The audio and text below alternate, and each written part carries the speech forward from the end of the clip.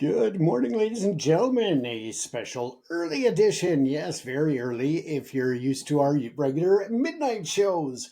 And yes, it's James here at ProPix TV in Vancouver, British Columbia for an episode of Live Chat with James. Don't forget that throughout the program, you're more than welcome to call in and voice your opinions on stories we are covering or just talk about anything at all. What are your plans for the Labor Day long weekend, for example? Are you heading out to an event? Are you going camping later in the day? Or what else you would like to share with us? Phone lines are open at 1-368 And of course, you can call in at any time. Now, good morning. And for those of you in Metro Vancouver, we will, of course, start with the local news and then move on to the national and international headlines. We'll also take a look at a very special person in Hollywood that you will probably have not heard of, and that is Mavis Leno, an amazing force for women's rights around the world, and the wife of a comedian and nighttime talk show Jay Leno, not to mention Jay Leno's garage and his love for classic cars and all things automobiles. But we will be talking about Mavis and her work around the globe and why her legacy will be such an important one that people really have not heard of. But let's move on with the show, ladies and gentlemen, and we'll get to that a little later. It is Saturday, August the 30th, 2025, and we've got a lot to cover as we head into this Labor Day long weekend. I hope everyone is enjoying it so far, as it is the unofficial last call for summer. Yes, it is coming to an end, and the kids will be back to school very soon. Coming up on the show today here at home, as many of us make plans for the last long weekend of the summer, a serious warning from wildlife officials as hot, dry conditions fuel a growing threat across the province. We'll tell you what you need to know before you head out. In our courts, a major conviction in a Surrey gangland slaying that sparked an international manhunt. We'll have all the details on the verdict for Brandon Teixeira. Across the country, a stunning court ruling south of the border declares many of Donald Trump's tariffs illegal. But is it too little too late for the Canadian economy? We'll break down the numbers. And around the globe, a major escalation in the Middle East as an Israeli airstrike kills the Houthi prime minister in Yemen, plus a shocking assassination in Ukraine. Now we'll look at all of that and your complete guide to what's open and what's closed this long weekend in Metro Vancouver right here on Live Chat. We begin this morning with the Labor Day long weekend, and for many, the last chance for beaches, camping, and family trips before the school year begins. Yes, it is getting close, but this weekend is, of course, celebration is shadowed by a significant and growing risk. Wildfire officials are issuing a stark warning as hot, dry conditions across nearly all of British Columbia are expected to drive increased fire activity. The number of active blazes has soared in just the last few days, jumping from 68 on Wednesday to more than 110 as of Friday. More than 40 of those fires are classified as burning out of control, so use caution. Now, this dramatic increase is being fueled by a volatile mix of hot, sunny week that ended with thunderstorms and lightning strikes across southern British Columbia, including our own coastal fire centers. New clusters of fires have been reported in remote areas northwest of Whistler and Pemberton. And it's not just the flames we need to be concerned about. New scientific research is revealing a more insidious threat. As wildfire smoke drifts, chemical reactions in the atmosphere can make it even more toxic the longer it lingers. Scientists are now working to pinpoint when and where those health risks are greatest, hoping to eventually build that data into smoke forecasts. It's a sobering reminder, ladies and gentlemen, that even if you can't see the fire, its impacts can still reach you. Now, if you're staying in town, here's a practical guide to what's open and what's closed across Metro Vancouver this weekend. Of course, the Pacific National Exhibition, the PNE, is in full swing for the final weekend. Get out there and enjoy the mini donuts, the candy floss, the amusement rides, and of course, all of the different attractions and showcases that are going on throughout the fairgrounds. With that, of course, any last minute shopping. Yeah, school shopping is definitely a must this weekend if you haven't finished already. And major malls like Pacific Center, Metropolis at Metrotown, and Guildford Town Center are all open, though they may have shortened hours. Just check their website ahead of time and you should be good. Just a heads up for our members, or for our members, but for Costco members, that the warehouses will be closed on Labor Day Monday.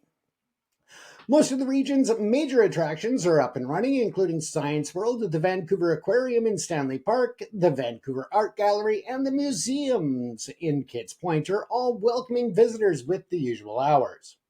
When it comes to recreation, well, it's a bit of a mixed bag. Most of Vancouver community centres will be closed on Monday, but a handful, including Falls Creek, Hastings, and Mount Pleasant, will be open for a part of the day.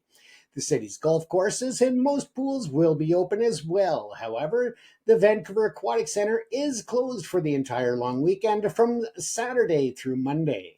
As always, it's best to check the city's website for specific hours before you head out. And a final note for travelers, BC Ferries is preparing for a very busy long weekend. Expect long waits if you haven't already. Try to book your spot in advance. Now let's move over to the Crime Watch. Justice in the Fraser Valley. We turn to two significant developments in our region's justice system, highlighting two very different but equally pressing public safety concerns. One case involves the hidden intimate violence that occurs behind closed doors, while the other marks the end of a very public and violent chapter of organized crime. First, to Maple Ridge, where a missing persons case has taken a tragic and disturbing turn. Homicide investigators have confirmed that human remains were found in the home of 43-year-old Jessica Cunningham. Cunningham was last seen in June and was reported missing last month. Following the discovery, police have arrested and charged a man named Miley Barron, who was reportedly in an intimate relationship with Cunningham and living with her before her disappearance. Barron is currently facing one charge of indignity to human remains. The Integrated Homicide Investigation Team, or IHIT, says it's still very early in the investigation and more charges could be pending. The case is a tragic reminder of a grim statistic in our province. So far in 2025, we have seen 14 deaths from intimate partner violence, and that is a rate of nearly 2 per month. Meanwhile, in Surrey, a lengthy and complex organized crime case has reached its conclusion. A jury has convicted Brandon Texiera of first-degree murder for the 2017 contract killing of 28-year-old Nicholas Cabra. During the trial, jurors heard that Texiera was paid $160,000 for the targeted hit in which he shot and stabbed Cabra multiple times. A woman who was with Cabra was also injured in the attack but did survive. Following the murder, Texiera fled to the United States in 2018, sparking a years-long international manhunt that landed him on BC's most wanted list. Excuse me. He was finally arrested in Oroville, California in 2019 after a dramatic takedown where he rammed an armored police vehicle while trying to escape. The first-degree murder conviction carries an automatic sentence of life in prison with no possibility for parole for 25 years. Now, let's take a look at your money, a tale of two governments. From the justice system to your wallet, we have two major financial stories this week, one that will cost taxpayers dearly, and another that brings a historic windfall to the province. First, the bad news. Metro Vancouver is under intense public scrutiny over its finances, and the reason is a project with a budget that has spiraled out of control. That, of course, is the new North Shore wastewater treatment plant, originally estimated to cost about $700 million, is now projected to cost a staggering $3.86 billion, more than 5 times the initial budget. The completion date has also been pushed from 2023 to 2030. So what does this mean for you? Well, it means the average household in the region is expected to see their utility bill for the regional services increase by $76 next year.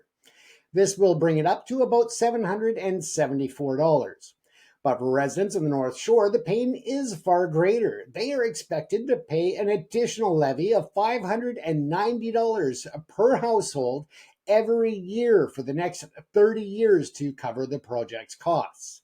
In response to the public outcry, the Metro Vancouver region is now seeking public feedback on its 2025 budget. You can have your say until September the 16th, folks. So when you get back from the long weekend, there's your next chore to do if you want to speak out about that. Now, for good news, the province of British Columbia has begun to receive its first payment from a landmark pan-Canadian lawsuit against big tobacco companies. BC has received an initial payment of $936 million. This is part of a total settlement that will see more than $3.6 billion flow into the province to the provincial coffers over the next 18 years. Maybe they could use some of that to pay off the wastewater treatment center. Hey, just saying. Now, according to the Attorney General, Nikki Sharma, the money will be used to strengthen our healthcare system and help offset the massive public cost of treating people who suffer from smoking-related illnesses. Now, before we continue on, folks, let's pay a special thank you to our sponsor. Yes, this episode is brought to you by Carry Movers Limited, as per the hat here. Yes, planning a move before the fall sets in. Whether you're moving across the street or across the Fraser Valley, you need a team that you can trust. Carry Movers Limited has been helping families in Metro Vancouver move with confidence for over 2 decades. They're a local, family-owned and operated company that understands the neighborhood we live in. And don't leave your move to chance. You can reach Carry Movers for rates and free quotes for long distance moves across Western Canada at www.carrymovers.com. That's www.carymovers.com. Now let's move back to our news. Yes, across Canada. Is it a hollow victory? Well, the U.S. tariffs have been ruled illegal as the Canadian economy shrinks. Welcome back. Now, we turn to a major story with huge implications for the Canadian economy. On Friday, a U.S. federal appeals court delivered a stunning ruling. Many of the sweeping tariffs imposed by former and current Trump administrators has been thrown into limbo. Yes, President Donald Trump has imposed those tariffs on Canada and other countries, but they've been deemed illegal. The court found that Trump overstepped his presidential authority by using national emergency provisions to implement the tariffs, arguing that the U.S. Constitution grants the power to tax and set tariffs to Congress, not to the president. Now, before anyone celebrates, there's a significant catch. The tariffs will remain in place for now, as the Trump administration has until October the 14th to appeal the decision to the U.S. Supreme Court, which it has vowed to do. Any legal victory, however significant, feels hollow when placed against the backdrop of Canada's current economic reality. The damage, it seems, has already been done. This week, StatsCan reported that the Canadian economy contracted sharply in the second quarter of this year. A major factor in that downturn, of course, was a significant drop in exports to the United States, hampered directly by those very tariffs. Now, this creates a frustrating situation where the legal system moves much slower than economic reality.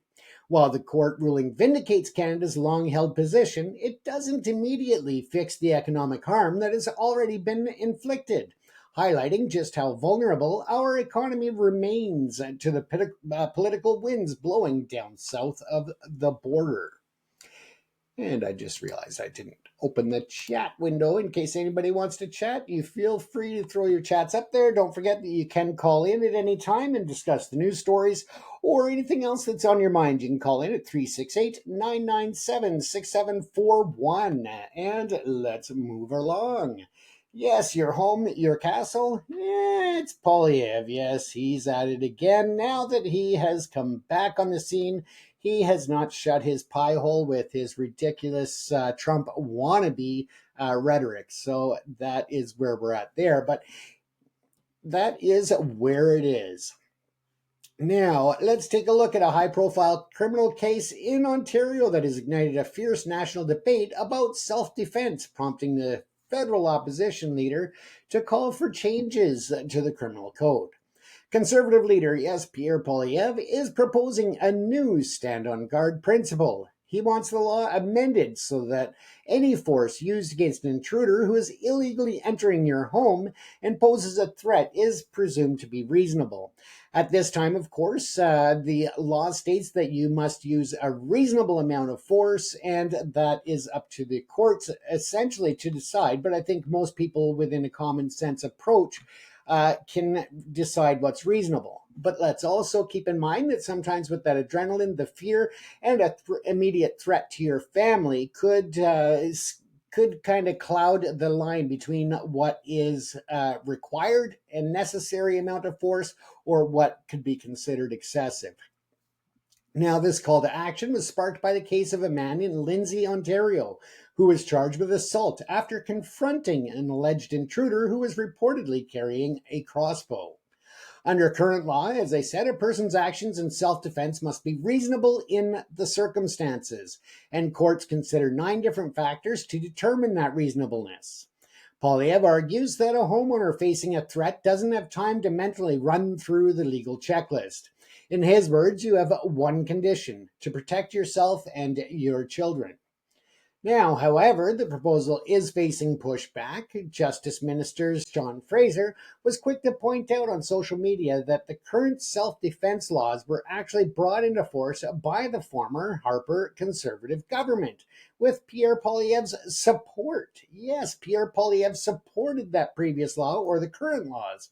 Furthermore, some criminal law experts argue that the current law already favors the homeowner in such cases, and that Pierre Poilievre's proposed change is a dangerous and slippery slope that could put the public in more danger by creating a presumption of reasonableness that might not fit every situation. The debate highlights a growing tension between public anxiety over crime and the complex reality of criminal law. So again, it can be a very, very touchy subject. It can also be a very challenging one, but again, you must use some restraint in dealing with intruders. Now, let's take a look here at the debate over law to an act of hate. Police in our nation's capital are investigating a disturbing and unprovoked attack as a hate motivated crime. On Wednesday afternoon, an elderly Jewish woman in her 70s was stabbed in broad daylight while shopping at Loblaws store in Ottawa.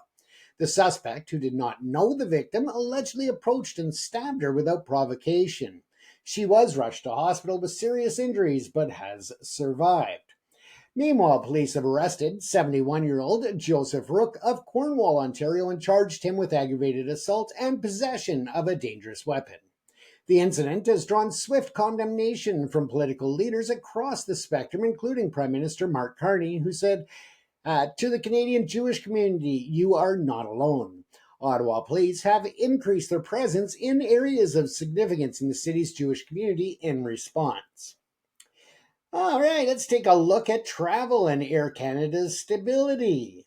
It's a final, quick, and reassuring update for anyone traveling this long weekend. The recent labor disruptions at Air Canada are over, and a mediated settlement was reached with the Flight Attendants Union, and flights have been operating normally. Words everybody wanted to hear. Now, the union is currently holding a ratification vote on the new tentative agreement, but Air Canada says that regardless of the outcome, there will be no strike or lockout. Any outstanding issues would be sent to binding arbitration, ensuring that your travel plans can proceed with confidence. A big jump for, of course, all of those who are planning travel via the airlines this weekend. Now, we will have some more news from around the globe when we return. Let's first take a look, though, at our episode sponsors yet once again. Yes, are you thinking of a bigger move? Maybe a relocation to Alberta or Saskatchewan. Long distance moves require a special kind of trust. For over 20 years, Carry Movers Limited has been relocating families and businesses throughout Western Canada. They handle the logistics so you can focus on your new beginning. They offer trust and confidence every kilometer of the way and provide your quote and your moving guaranteed rate in writing ahead of time, so you have that peace of mind knowing that your rates are not going to change at any point throughout the move on what you agreed upon. Now, let's turn back to the global news. A major escalation in the Middle East. Yes, welcome back. We begin our global report in the Middle East, where a significant escalation in the conflict between Israel and Iran backed Houthi rebels in Yemen could have major regional implications. The Houthis confirmed today that an Israeli airstrike on Yemen's capital, Sana'a, has killed Ahmad al-Rahawi, the prime minister of the rebel-controlled government. The strike reportedly occurred on Thursday during a government workshop, killing al-Rahawi and a number of other ministers. This is a major development as al-Rahawi is the most senior Houthi official to be killed since the U.S. and Israel began their campaign against the group in response to Houthi attacks on shipping in the Red Sea. Now, analysts say that this marks a deliberate strategic shift from targeting Houthi military infrastructure to so-called decapitation strikes aimed at eliminating the group's top leadership. While Israel's military confirmed it struck a Houthi terrorist regime military target in Sana'a, it has not commented directly on al-Rahawi's death. The high-risk, high-reward strategy could either cripple the Houthi command structure or provoke a much more violent and unprecedented and unpredictable response. Now, this targeted strike in Yemen comes as Israel simultaneously expands its military offensive in northern Gaza. The Israeli military has declared Gaza cities a dangerous combat zone and is intensifying its operations there.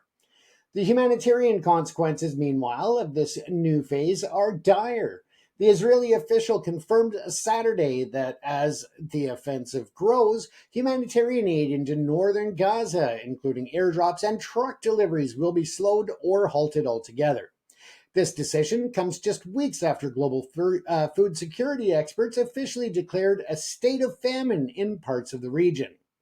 Aid groups are sounding the alarm, and the president of the International Committee of the Red Cross warned that mass evacuation of Gaza City is impossible to carry out safely and would trigger a massive new population movement that no other area in the Strip can absorb, given the widespread destruction and extreme shortages of food, water, and shelter.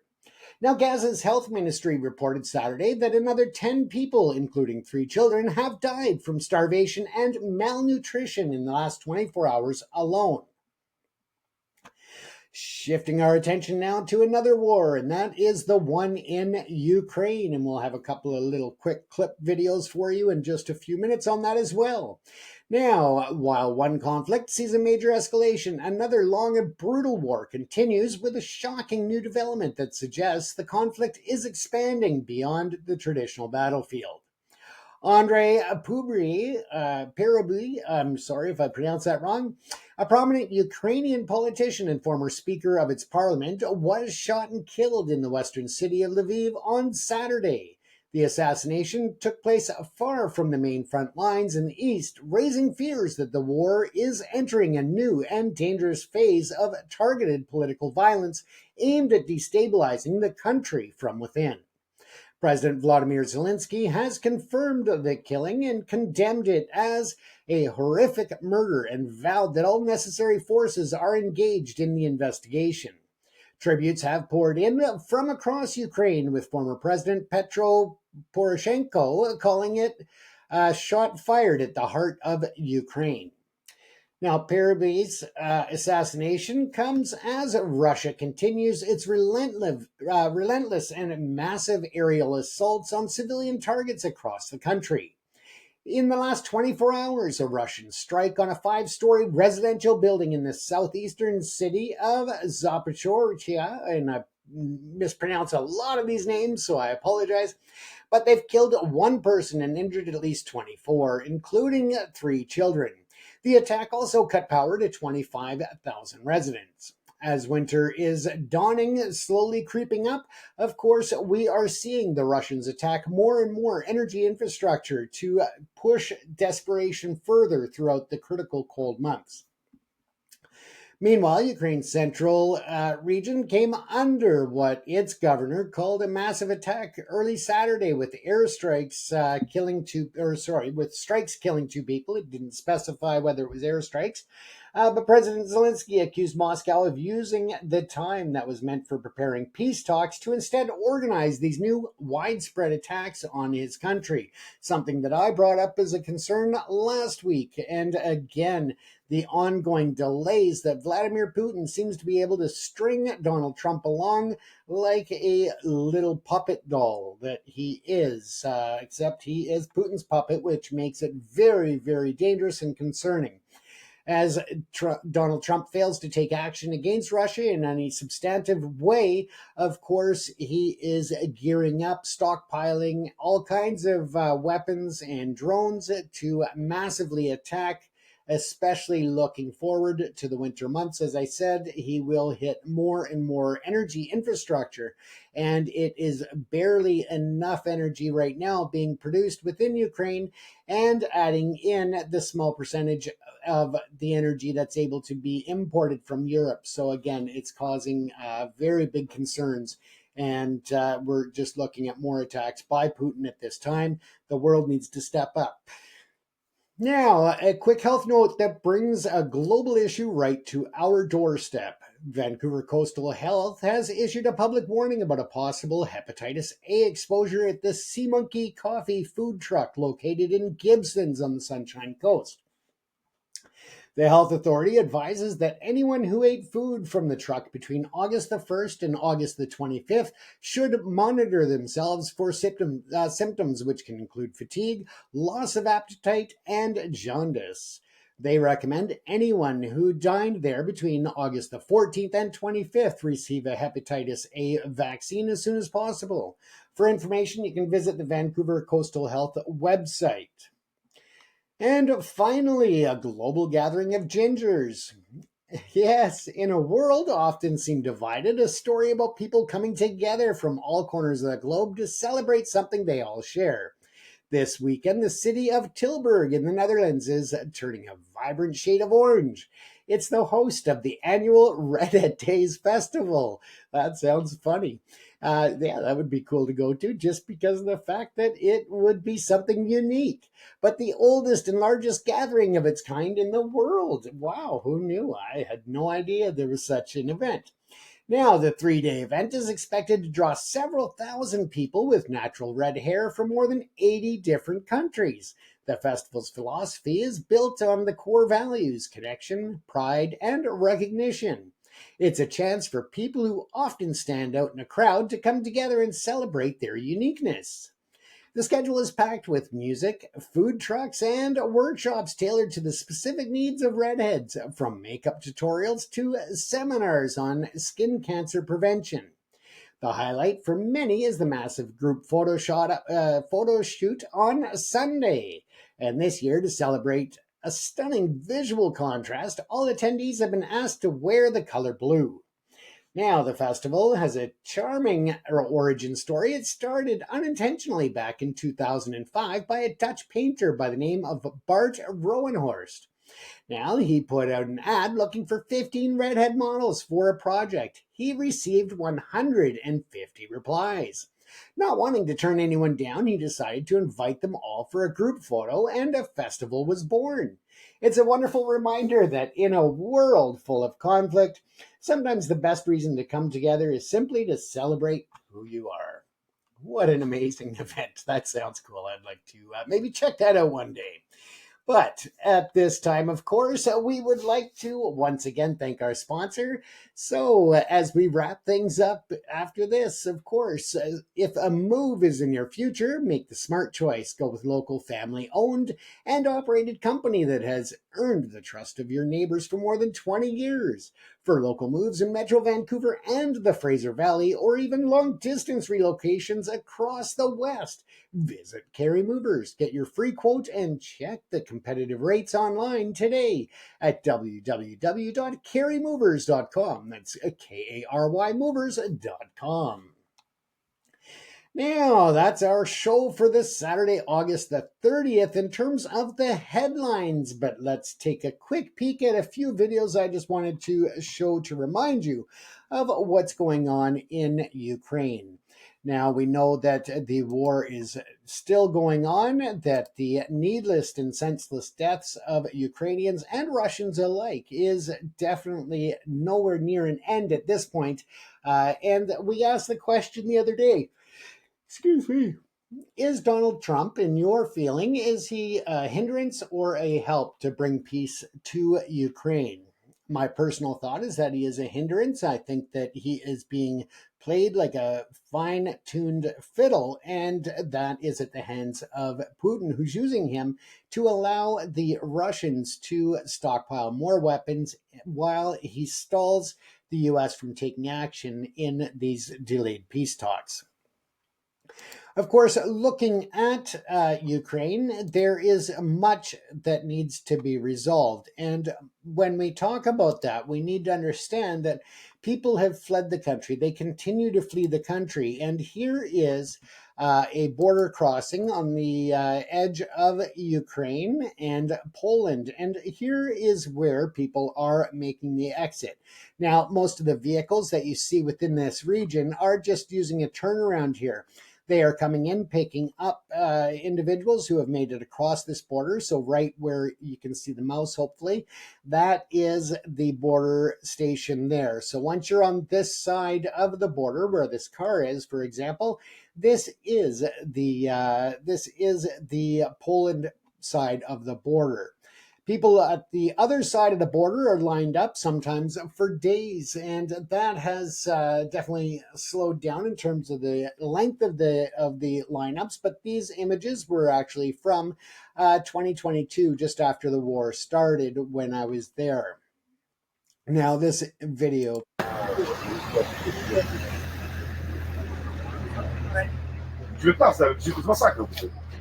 The barriers here, there are a lot of volunteers working around the clock, 24 hours a day, to help those in need. You also have vehicles such as this van here that are coming up to the border, unloading medications and emergency items for those stuck in Ukraine, or for fire and rescue efforts as well.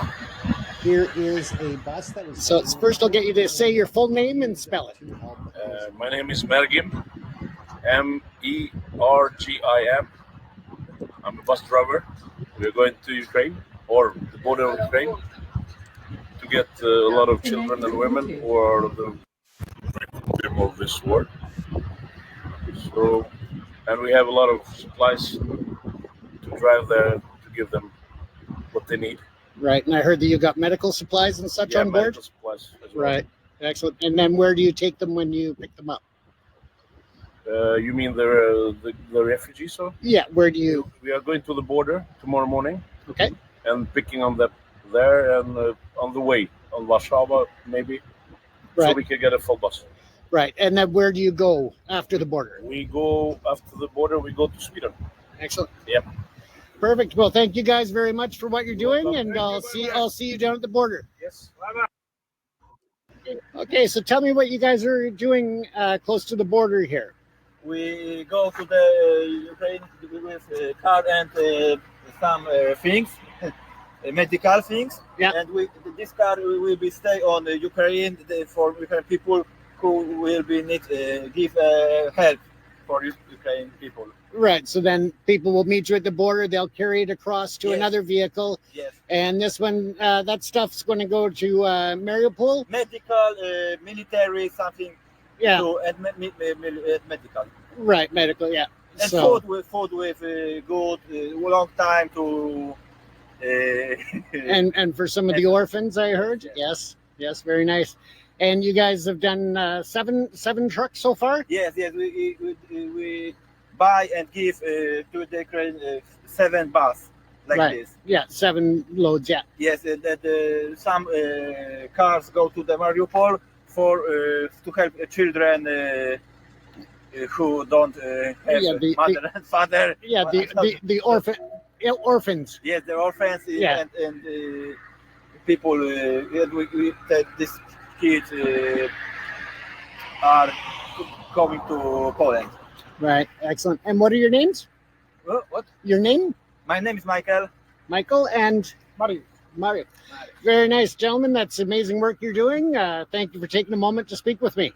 Slava Ukrainie. Is there any message you want to send to people around the world? Yes, Slava Ukrainie, Heroją Sława. We must help these people. This war is bad.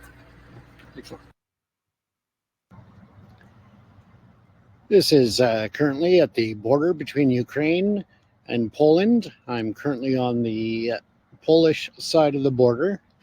I'm going to take a walk up to where we might be able to see more. You can see they've got tents and everything set up ahead. Buses lined up. You can see the police are here. And this is right at the border crossing, entering into Poland from Ukraine.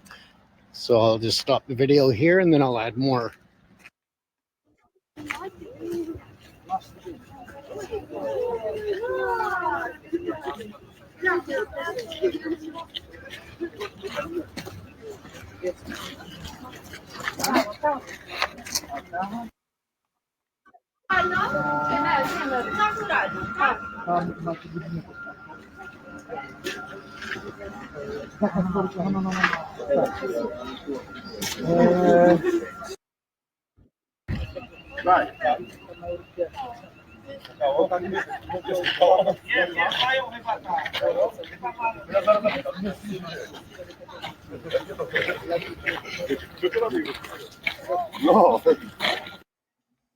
So again, those were just some images of the welcome centers on the Poland side of the Ukraine border, where volunteers work 24 hours a day.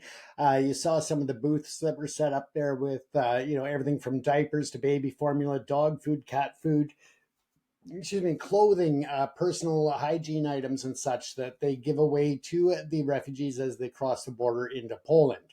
Now, there are processing facilities within those towns that help to gather paperwork and travel documents required for the Ukrainians. However, of course, a lot of them are fleeing their homes, their culture, their history, the family history, and a history of a country. So it is a very, very tough time, and that continues. As I stated, those images I captured while I was in Ukraine and Poland back in 2022, about a month and a half after the war started. I was there and went to report for several international news organizations, carried footage that we captured at that time. Coming up this week, we'll also have an interview from 2022 that I'll replay this week on the show. And that was with some of the first responders from Ukraine that crossed the border into Poland to cross-dock shipment of emergency medical supplies, firefighting apparatus, and other items that were being donated by their counterparts in Poland. So they crossed the border, they transferred everything into the Ukrainian vehicles, and then brought it back in.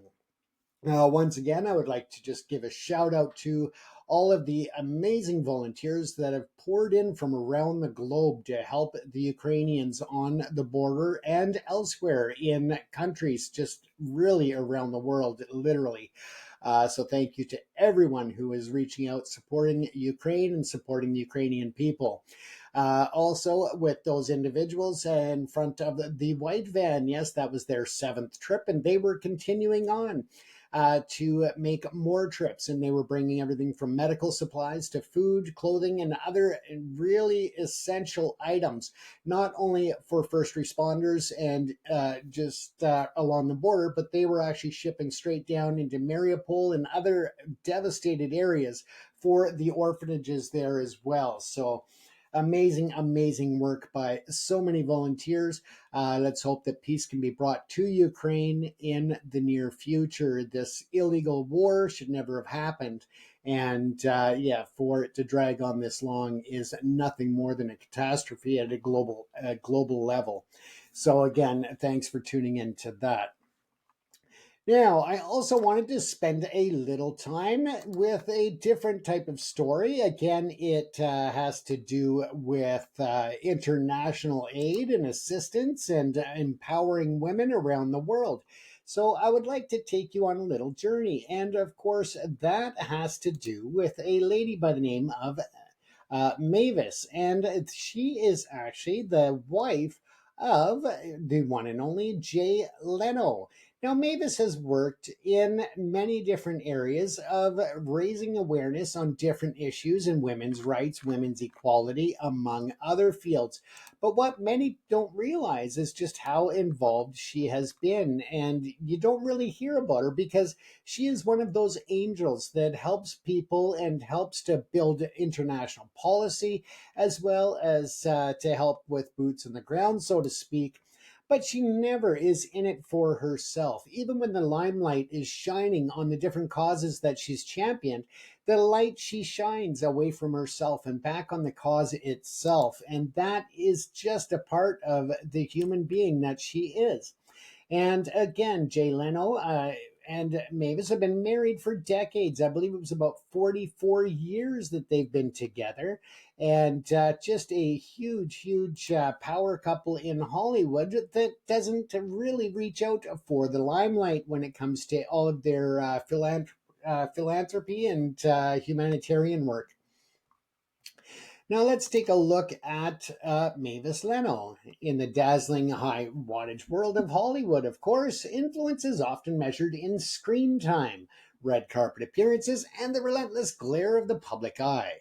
By these metrics, Mavis Leno would be an enigma, but for more than 4 decades as her husband Jay Leno became one of the most recognizable faces in television, she deliberately chose a life just outside of the spotlight's reach. Yet, to define her by this choice is to miss the essence of her power. Mavis Leno is not merely Jay Leno's wife. She is a formidable figure in her own right.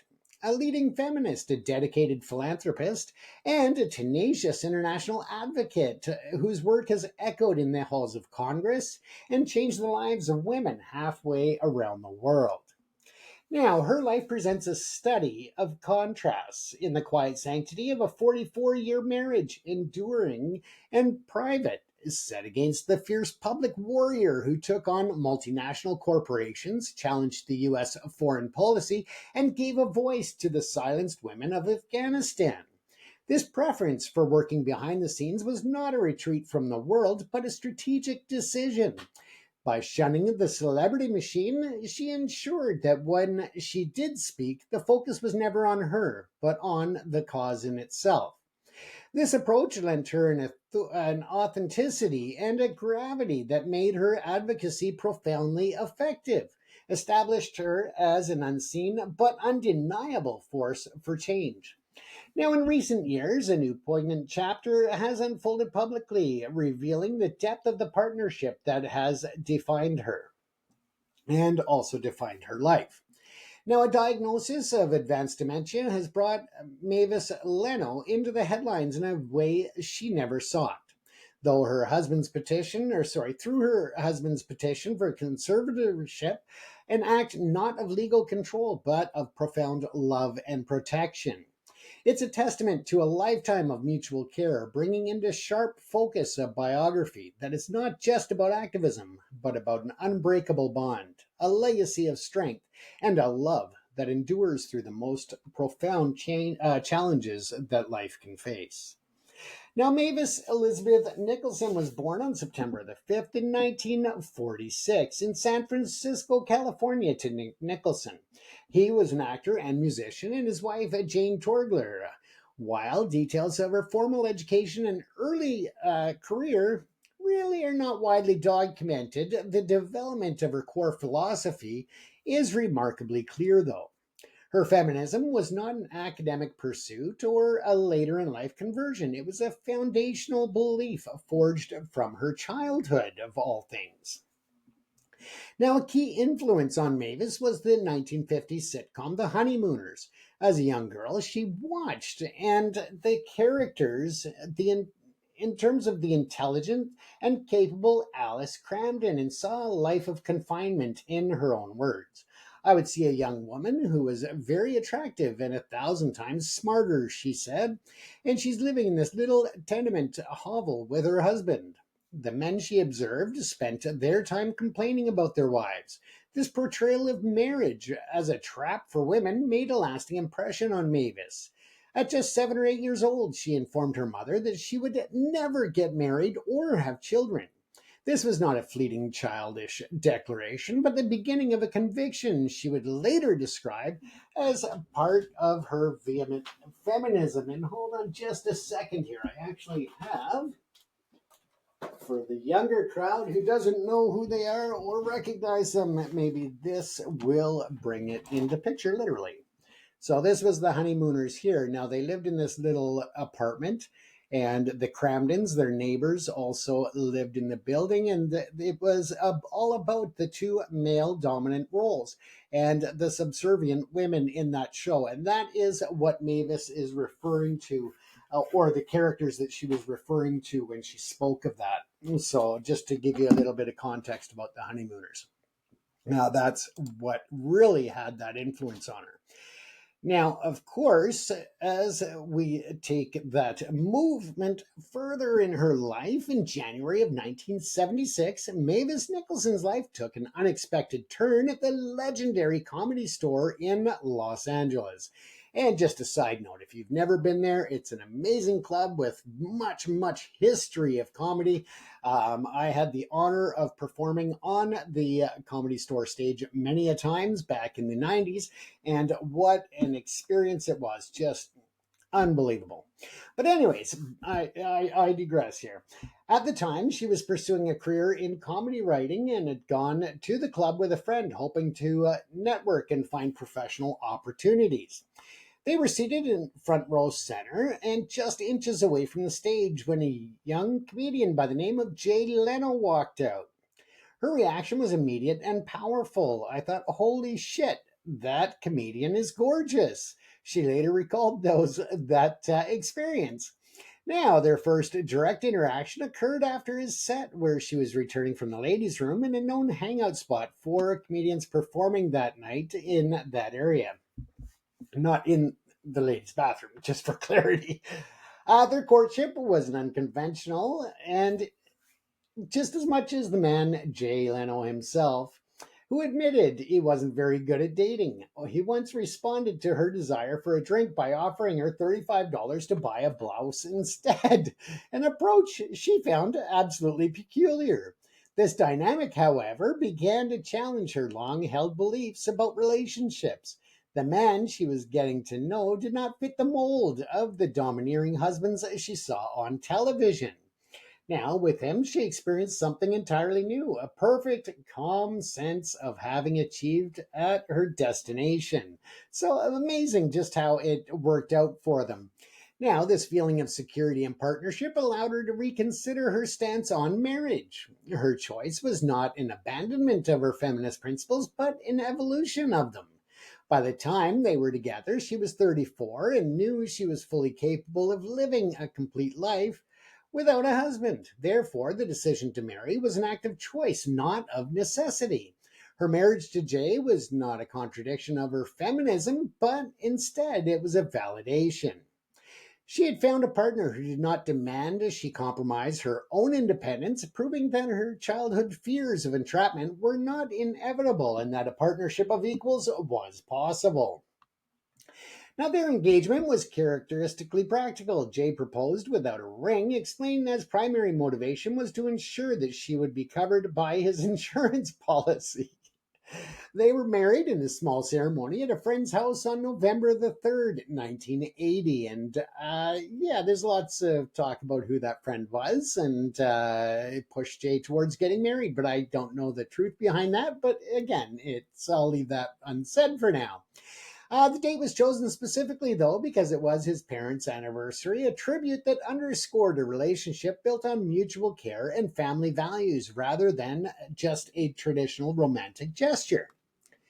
Now, let's take a look at the roar of rage, the advocate.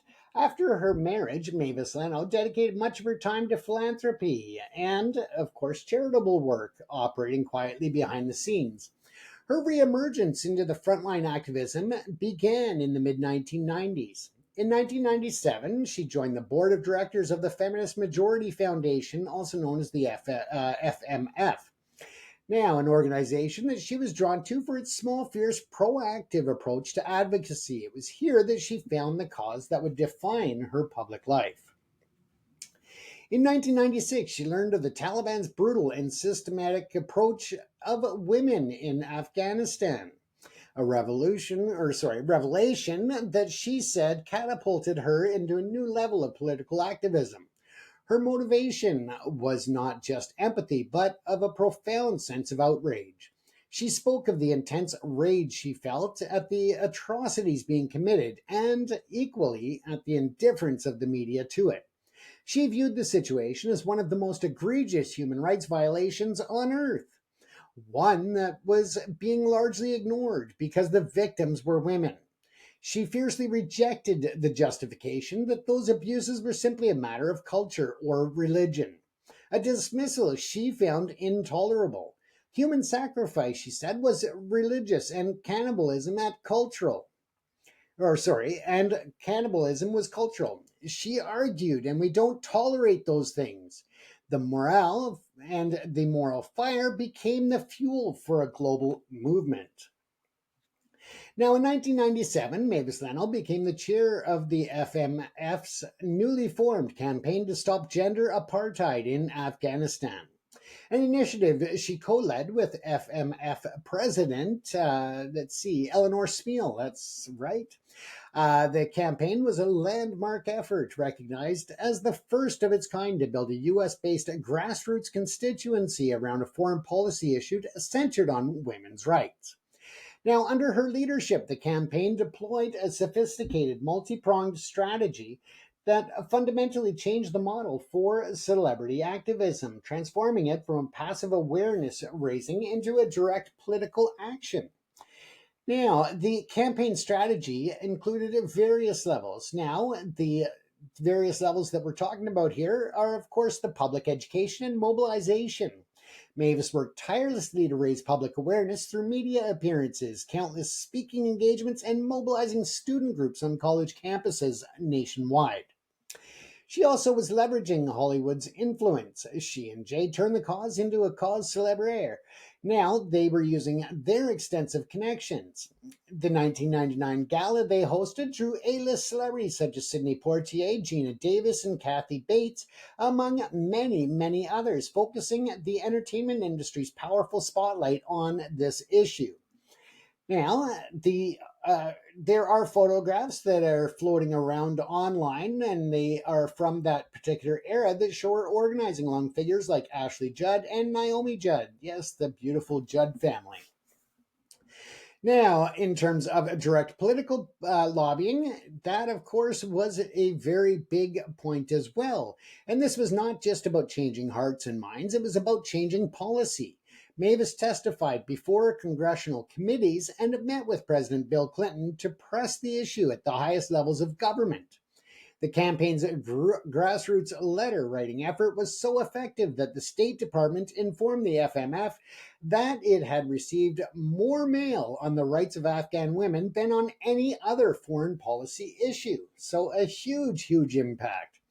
Now, in terms of the corporate and economic pressure that she was able to work as well on the campaign's most significant victories, and one of them was that it was the successful effort to pressure the U.S. oil company, Unocal, to abandon its plans for a gas pipeline through Afghanistan. Now, this project would have generated over $100 million in annual royalties for the Taliban, and its cancellation dealt a major blow, and that financial hit to the regime. So excellent work there, amazing as well.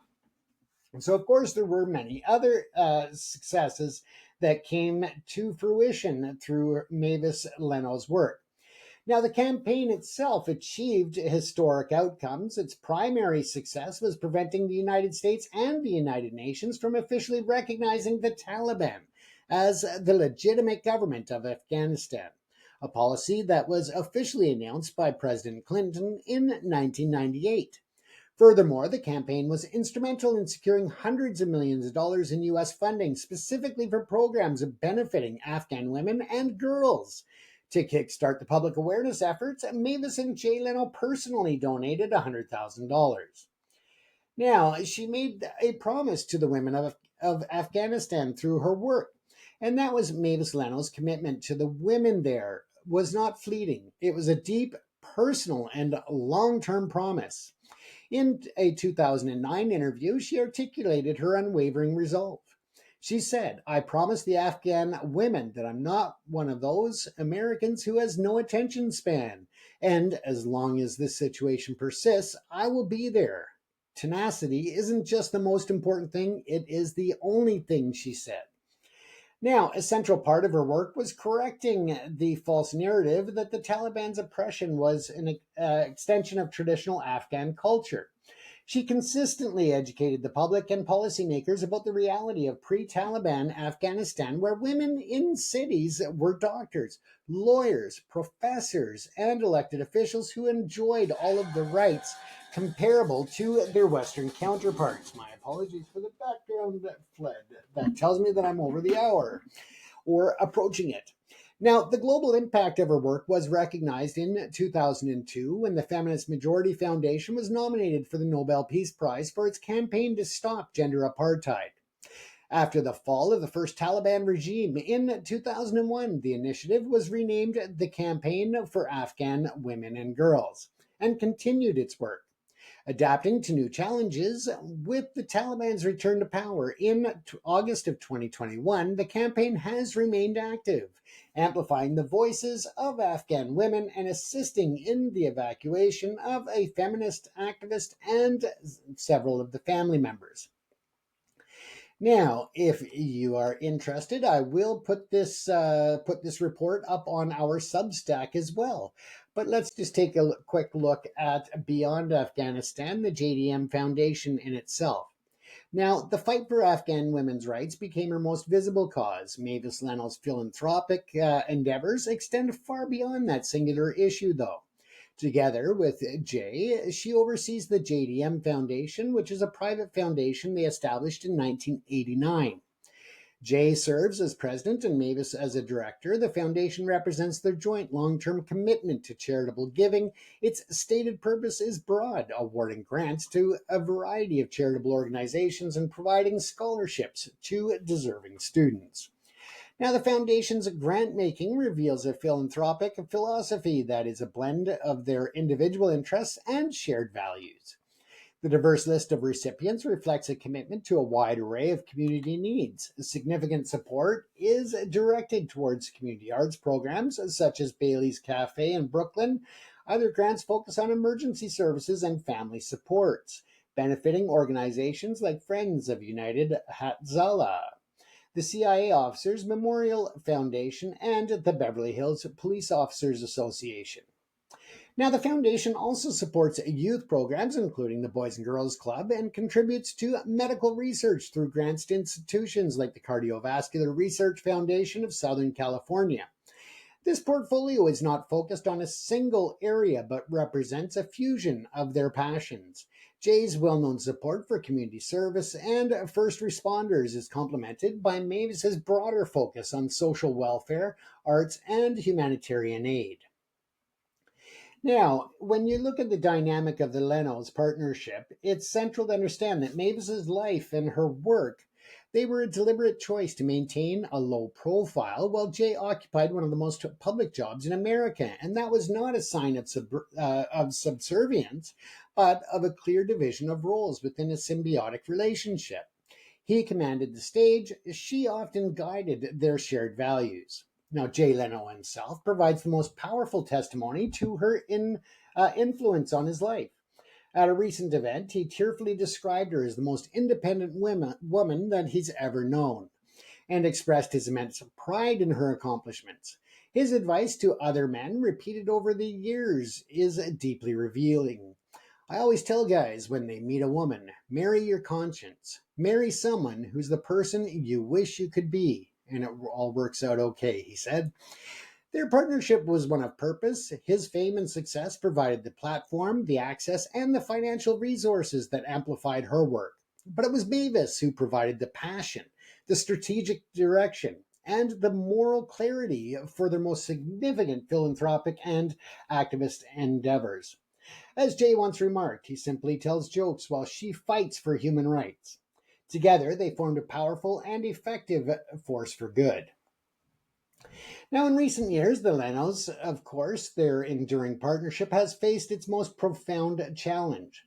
Mavis was diagnosed with advanced dementia, a condition that, according to court filings, has seen her progressively losing capacity and orientation to space and time for several years. This deeply personal struggle became public in January of 2024 when Jay filed a petition for conservatorship of her estate. Now, the legal action was framed as an act of foresight and of love. Jay's stated intention was to establish a living trust to ensure his wife's long term care could be managed, a concern made more urgent by his own recent life threatening accidents, a serious fire in his garage, and a separate motorcycle crash. The court documents noted that he had delayed the filing out of respect to her, a testament of his desire to protect her dignity. Now, the proceedings were amicable, with Mavis's attorney stating that she was in agreement with the conservatorship and was receiving excellent care with her husband. The judge affirmed the arrangement, noting that Mavis was in the in the least restrictive environment and is in very good care. Now, their love runs deep. They are soulmates to a level that most people could only dream of having, and the depth of a relationship that people, unfortunately, very rarely ever achieve. So again, it just shows that his love is undying, and he will go to the ends of the earth for her. The public filings also revealed the heartbreaking reality of the illness. A report from her neurologist stated that Mavis is experiencing significant disorientation and at times does not know who Jay is or her own date of birth. The public handling of this private tragedy has become a powerful final chapter in their story, transforming a personal journey into a public lesson on devotion and duty. Despite, though, the challenges of her diagnosis, Mavis and Jay have continued to appear in public, offering glimpses of their unbreakable bond. In April 2024, they attended a show at the Hollywood Improv Comedy Club and later walked the red carpet at the premiere of the film Unfrosted. In photos from those events, they are seen smiling, holding hands, and sharing moments of affection. Their life together continues with a quiet rhythm of devotion. As Jay simply stated during one of these outings, we hang out every day. We have a great time. 44 years married, and we're doing good. This simple declaration speaks volumes about a love that transcends the the cruel realities of her illness.